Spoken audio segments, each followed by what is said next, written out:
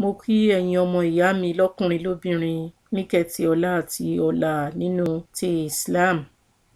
Ó tún ti dijọ́ mẹ́rin lénìí o, a dúpẹ́ lọ́dọ̀ Ọlọ́run nítorí kò sí ẹnikẹ́ni tí ó yẹ ká dúpẹ́ fún.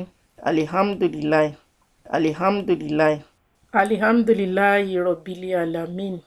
Gbogbo ọpẹ́ tọlọ́run ni. Rọ́bùlì alamin, ọba gbogbo ayé. Ọ̀pọ̀lọpọ̀ wa ló ti mọ̀ wípé nínú àwọn oṣù tó kù tí ò kí ń ṣe Ramadan, hasaanat 10, ìyẹn ni ládá 10 ni lẹ́tà kan jẹ́ nínú Quran. Tí a bá wá kà á nínú Ramadan, hasaanat 700 òun ni lẹ́tà kọ̀ọ̀kan ló jẹ́.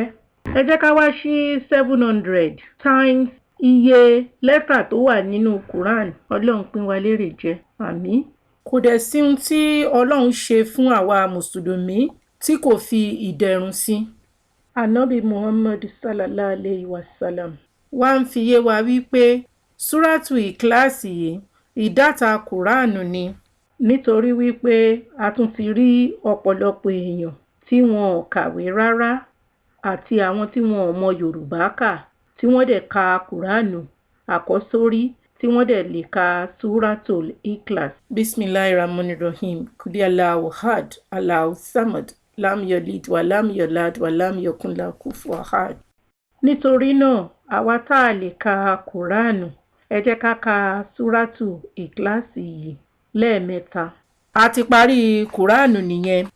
Tí a bá tún lè wá kà ní 20 àti 21 times, a ti parí Quran lẹ́ẹ̀méje nìyẹn. Kí la wá ń dúró fún o wa yìí? Ẹ jẹ́ ká bẹ̀rẹ̀ sí kà.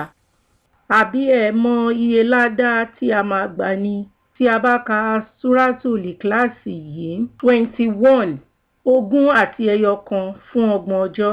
Ẹ má dá jẹ́ o.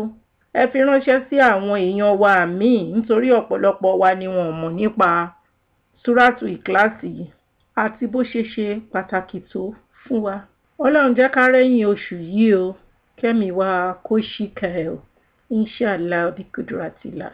Wabillahi tawfiki. Alhamdulillahi rabbil alamin.